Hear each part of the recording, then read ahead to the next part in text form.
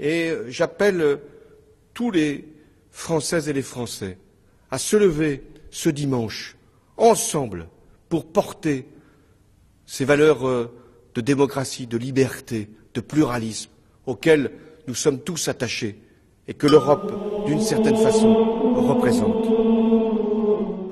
Ça sera une manifestation inouïe qui va rester sans aucun doute dans les annales, qui doit être forte, digne, qui doit montrer la puissance, la dignité du peuple français, qui va crier son amour de la liberté et de la tolérance. Venez nombreux. Le président de la région a décidé la gratuité demain des transports. Nous assurons, et je le dis aux médias, je sors d'une réunion avec le président de la République et le ministre de l'Intérieur, la garde des Sceaux, et le ministre de la Défense à l'Élysée, avec les responsables des forces de l'ordre, nous assurons cette sécurité.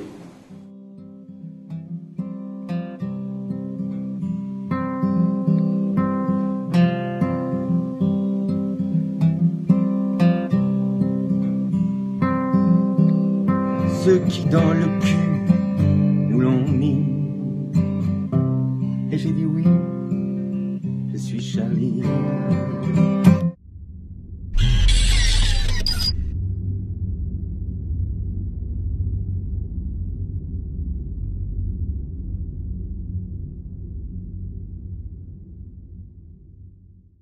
On entend beaucoup dire en ce moment qu'il faut sacrifier certaines libertés pour mieux protéger les Français. Est-ce que vous êtes d'accord avec cette idée?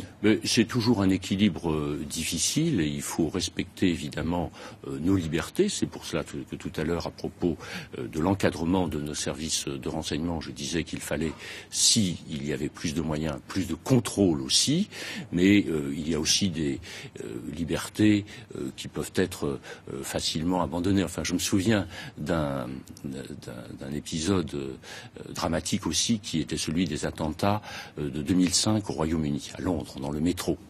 Bon, les Anglais ont adopté une législation antiterroriste renforcée à cette occasion. Les Américains ont pris des mesures. Et nous, dans la foulée d'ailleurs de ce qu'ont fait nos amis britanniques, nous avons préparé une loi antiterroriste. Bon, il y avait une disposition qui avait qui avait suscité beaucoup de critiques, qui était celle de la lecture automatique des plaques minéralogiques des véhicules empruntant les autoroutes. Bon, ça a soulevé des critiques. Ça se fait, c'est très encadré, ça n'est plus guère contesté.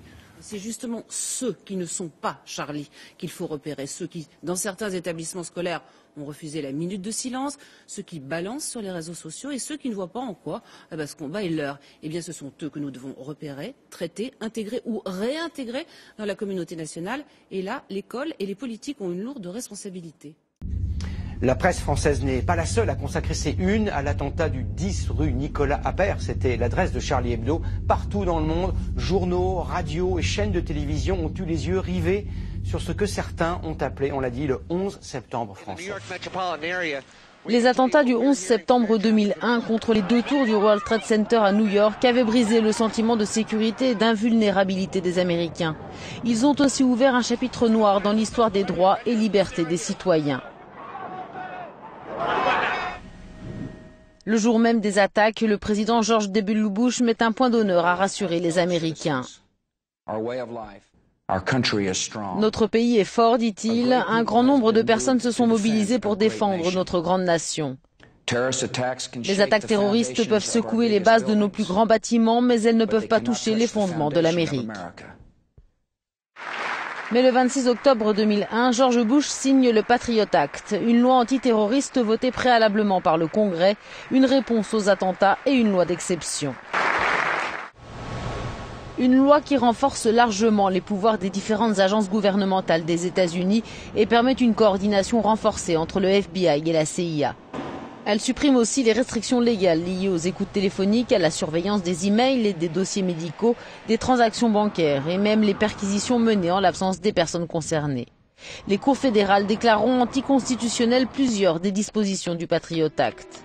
C'est à Viet Dinh, qui avait prêté serment en présence du président Bush, qu'a été confiée la charge de mettre au point cet ensemble de lois dites sécuritaires. Elles autorisent l'accès sans restriction aux données individuelles, les perquisitions secrètes au domicile et étendent les écoutes clandestines à tout le territoire américain.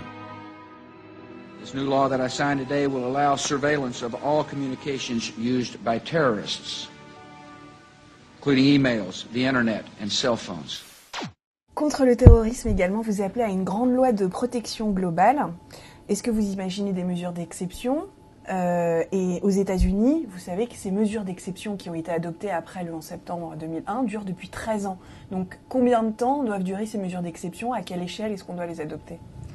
Mais une grande loi de protection, aujourd'hui, c'est une grande loi qui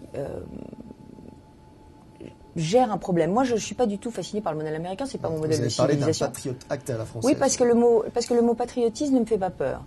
Mais quand j'ai parlé de cette loi, c'était pour moi une loi totalement franco-française, qui respecte les valeurs de la France et qui soit adaptée aux problèmes de la France. Je ne veux absolument pas faire du mimétisme américain. Je ne sais même pas ce qu'il y a dans le Patriot Act américain. C'est pas le sujet. Le sujet, ce que je pense qu'on doit avoir, c'est une loi à la hauteur du choc qui vient de se produire. Et c'est ça ce que je voulais dire.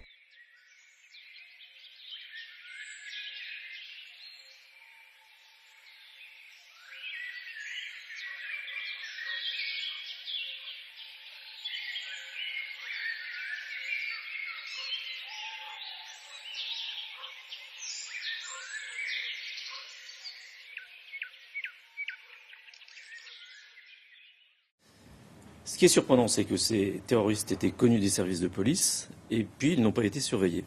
Quand même, les services américains ayant alerté les services français, les services intérieurs français avaient quand même mis sur écoute les frères Karouchi, qui ont bien su faire de la dissimulation. Et à un moment donné, les écoutes administratives ont été interrompues puisqu'il n'y avait pas d'objet concernant la lutte antiterroriste.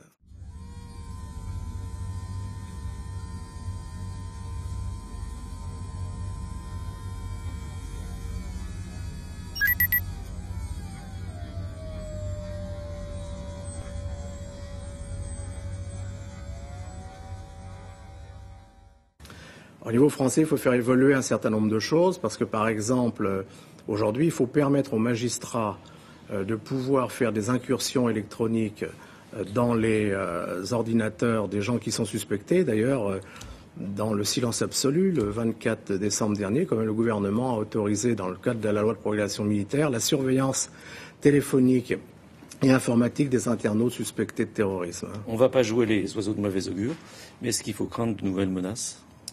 Il y a une menace terroriste. Mais votre génération, votre classe d'âge, doit s'habituer à vivre avec ce danger.